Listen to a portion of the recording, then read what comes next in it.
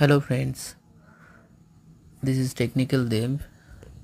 তোমরা আমার চ্যানেলটা যারা দেখছো তাদের আগেই বলে দিই, আমার চ্যানেলটা প্লিজ সাবস্ক্রাইব করো আর বেল আইকনটা অন করে রাখো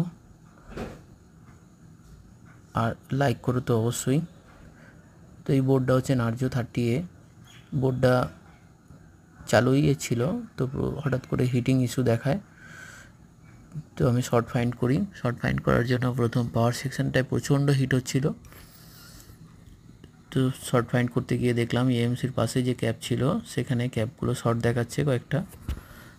তো সেখানে 1.8 ভোল্টেজ ইনপুট করাতে সিপিইউ শর্ট দেখালো। তো সিপিইউটা চেঞ্জ করা ছাড়া আর কোনো উপায় ছিল না। সিপিইউর মডেল হচ্ছে MT6769V।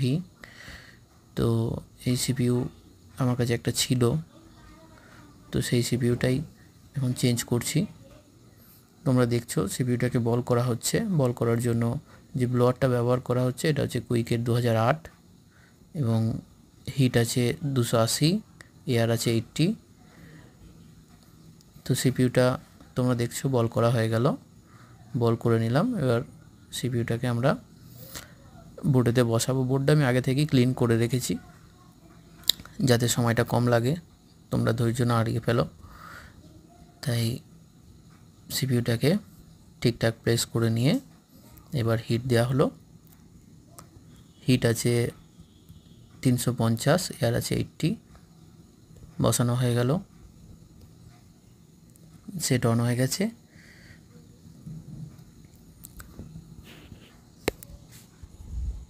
ভিডিওটা ভালো লাগলে তোমরা প্লিজ সাবস্ক্রাইব করো।